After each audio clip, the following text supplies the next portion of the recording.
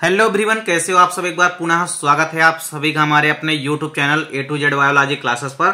उम्मीद करते हैं दोस्तों आप सभी मस्त होंगे, बेहतर होंगे, आप सभी की पढ़ाई भी अच्छे से चल रही होगी। आज की इस वीडियो में हम देखेंगे क्लास 11th बायोलॉजी NCERT। आज की इस वीडियो में हम देखेंगे ब्रायोफाइटा क्या होते हैं। अब ब्रायोफाइट्स के जितने भी प्रमुख कैरेक्टरिस्टिक्स हैं, यानी इंपोर्टेंट कैरेक्टरिस्टिक्स, यानी ब्रायोफाइट्स के जितने भी प्रमुख लक्षण या विशेषताएं हैं, उनको हम आज की इस वीडियो में देखने वाले हैं। तो चलिए सीधे वीडियो को स्टार्ट करते हैं। सबसे पहले यदि हम बात करते हैं ब्रायोफाइट्स की, तो ब्रायोफाइट्स को आपको याद रखना है कि ये असंवहनीय स्थलीय पादप हैं और ये प्रथम स्थलीय पादप हैं, यानी स्थल में पाए जाने वाले ये पहले ऐसे पादप हैं।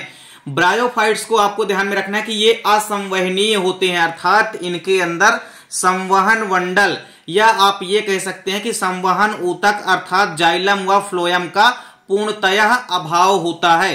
तो ब्रायोफाइट्स असंवहनीय स्थलीय पादप होते हैं जो नम आवासों में पाए जाते हैं और ऐसे स्थान पर जहां नमी अत्यधिक मात्रा में उपस्थित या मौजूद होती है वहां पे ब्रायोफाइट्स मौजूद होते हैं या पाए जाते हैं। तो ब्रायोफाइट्स में तो सबसे पहले आपको यही ध्यान में रखना है कि ब्रायोफाइट्स असंवहनीय पादप होते हैं। आपने इसके पहले एल्गी देखा है, एल्गी में भी आपने देखा था कि ये भी क्या होते हैं, असंवहनीय होते थे, यानी शैवालों में भी संवहन ऊतक का अभाव होता था।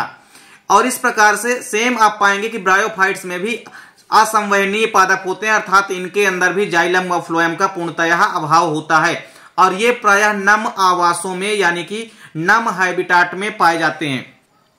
इसके बाद आप पाएंगे कि जब भी बात की जाती है ब्रायोफाइट्स की, तो इनमें द्विगुणित बीजाणुविद स्वतंत्र बहुकोशिकीय अगुणित युग्मकोद्भिद पर परजीवी के रूप में पाए जाते हैं। आपको याद रखना है कि ब्रायोफाइट्स के अंदर जो द्विगुणित बीजाणुविद होते हैं, यानी डिप्लॉइड स्पोरोफाइट जो होते हैं, ये स्वतंत्र रूप से बहुकोशिकीय होते हैं और बहुकोशिकीय के साथ साथ अगुणित युग्मकोद्भिद यानी कि हेप्लॉइड गैमेटोफाइट्स पर परजीवी के रूप में यानी कि दूसरे पैरासिटिक के रूप में पाए जाते हैं। अर्थात जो द्विगुणित अवस्था में इसके अंदर बीजाणुविद होते हैं ब्रायोफाइट्स के, ये अगुणित युग्मकोद्भिद पर पाए जाते हैं और किसके रूप में पाए जाते हैं, तो परजीवी के रूप में यानी कि पैरासिटिक के फॉर्म में पाए जाते हैं। यदि हम बात करते हैं ब्रायोफाइट्स के अध्ययन की, तो ब्रायोफाइट्स के अध्ययन को हम क्या कहते हैं, ब्रायोलॉजी कहते हैं। क्या कहते हैं, ब्रायोलॉजी कहते हैं। इसके अलावा आप यदि बात करें ब्रायोलॉजी के जनक की यानी कि फादर ऑफ ब्रायोलॉजी, तो F केवर्स को हम ब्रायोलॉजी का जनक कहते हैं। इसके अलावा यदि भारतीय ब्रायोलॉजी का जनक देखें यानी इंडियन ब्रायोलॉजी के फादर कौन है, तो professor SR Kashyap. Professor SR Kashyap को हम भारतीय ब्रायोलॉजी का जनक कहते हैं। इसके बाद देखिए ब्रायोफाइट्स के प्रमुख कैरेक्टरिस्टिक्स यानी कि ब्रायोफाइट्स के जितने भी प्रमुख लक्षण हैं वो हम देखते हैं। सबसे पहला और इंपॉर्टेंट लक्षण क्या है कि ये सामान्यतः नम एवं छायादार स्थानों पर पाए जाते हैं। ऐसे पौधे जो कि ब्रायोफाइट्स के अंतर्गत आते हैं ये प्रायः नम भूमि पर पाए जाते हैं, इसके अलावा छायादार स्थानों पर पाए जाते हैं। दूसरी इंपॉर्टेंट कैरेक्टरिस्टिक्स क्या है कि इन्हें हम पादप जगत का उभयचर भी कहते हैं। ये पॉइंट आप नोट कर लीजिए क्योंकि वस्तुनिष्ठ क्वेश्चन पे अक्सर पूछा जाता है कि पादप जगत का उभयचर किसे कहा जाता है, तो पादप जगत का उभयचर कहते हैं ब्रायोफाइट्स को, यानी एम्फीबियंस ऑफ प्लांट किंगडम। किसी भी पादप जगत का उभयचर किसे कहते हैं, तो ब्रायोफाइट्स को कहते हैं।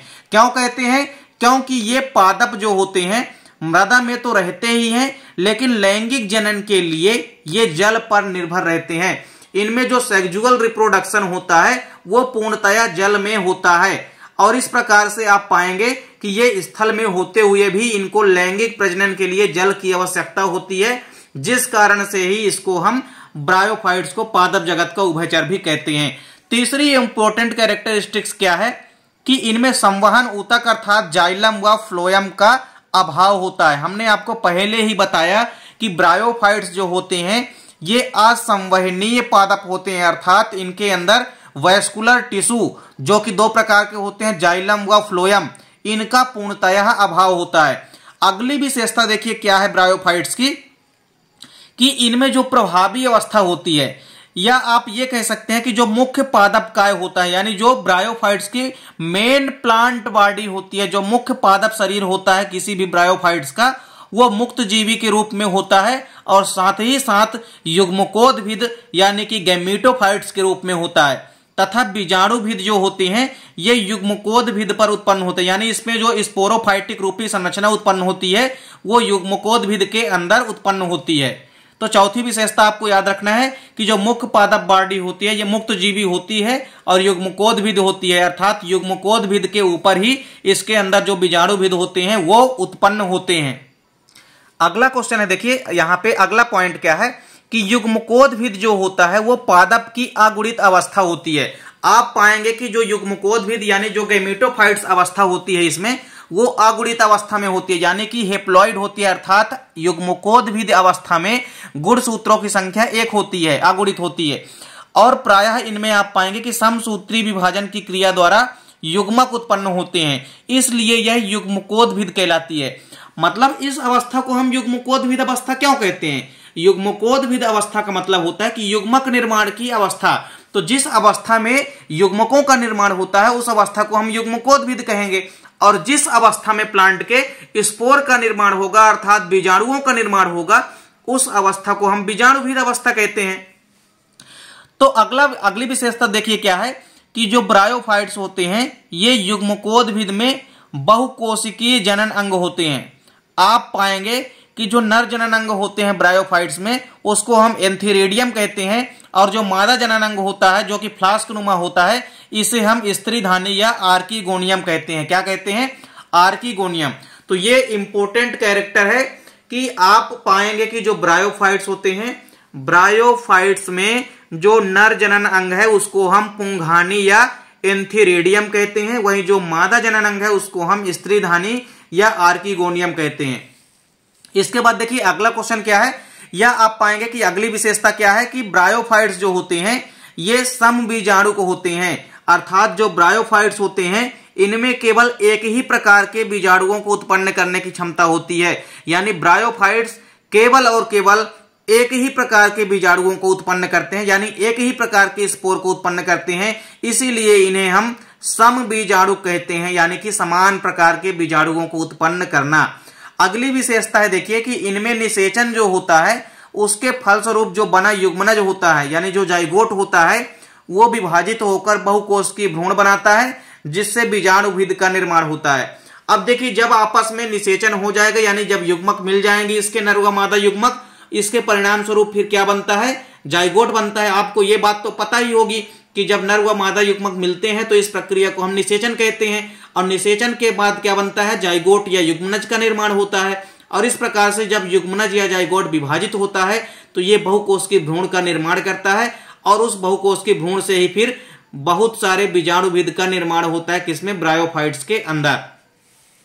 और आखिरी विशेषता देखिए क्या है ब्रायोफाइट्स की कि इनमें जो कायिक जनन होता है यानी जो वेजिटेटिव रिप्रोडक्शन होता है वो खंडन के रूप में होता है, यानी कि फ्रेगमेंटेशन के रूप में होता है, कभी कभी गैमी के रूप में भी होता है, और कभी कभी मुकुलन यानी कि बडिंग के रूप में भी होता है। तो जितनी भी इंपॉर्टेंट कैरेक्टरिस्टिक्स यानी कि महत्वपूर्ण विशेषताएं हैं ब्रायोफाइट्स की, उम्मीद करता हूं कि आपको समझ में आ गए होंगे। दोस्तों वीडियो अच्छी लगे तो लाइक और कमेंट जरूर कीजिए, साथ ही साथ दोस्तों के बीच ज्यादा से ज्यादा वीडियो को शेयर कीजिए। मिलते हैं दोस्तों नेक्स्ट वीडियो में, तब तक के लिए जय हिंद, वंदे मातरम।